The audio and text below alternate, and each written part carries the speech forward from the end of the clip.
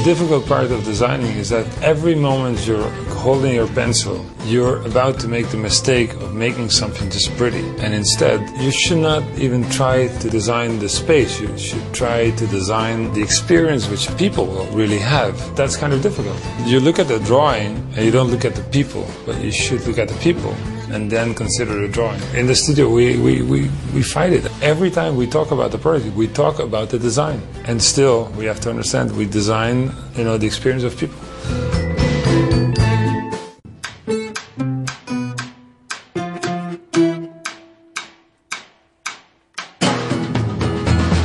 It is very typical and very special that the building curls around us in such a beautiful way. You see all these little rooms where people are, and the whole thing feels almost like fantastic old theater where the people are sitting in lodges. And so that makes us on stage. It makes us the people who are in the play. We have an installation there which really is theatrical with these large cabanas. There's these private salons where you could share a nice party with some friends. There's this fantastic bar with this textile ceiling, and all these areas, they play a role in the play we're going to do together.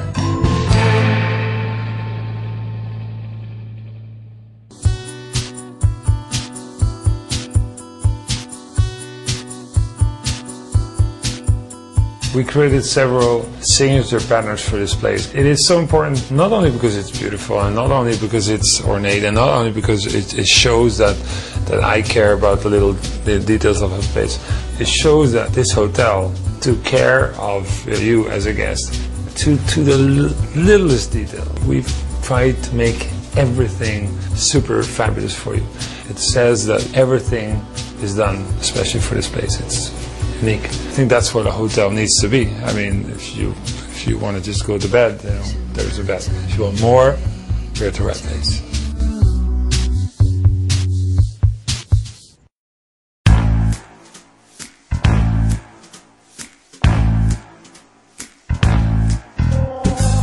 There's all these kind of elements which play a role, and together they create a theatrical world which is playful and which is fun and which is exciting.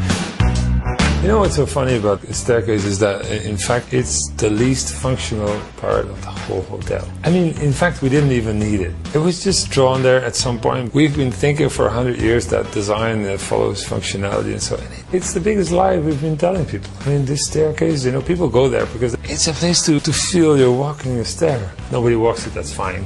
It's going to be even better. It's a magic object.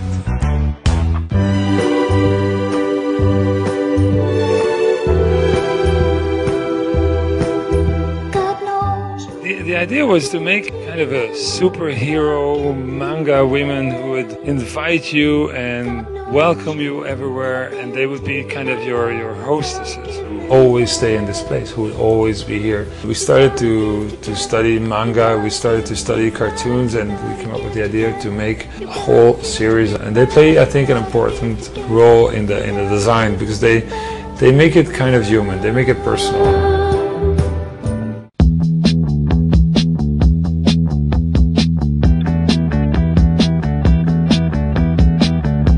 The pillars, they were important for me to change them, to be something magic instead of something functional. Obviously, a column is kind of necessary for a building of this size, but also it tells us, let's keep up the roof. It tells us something which you don't want to hear. We took most of the pillars and we covered this design, so it really is one of the signatures of the place.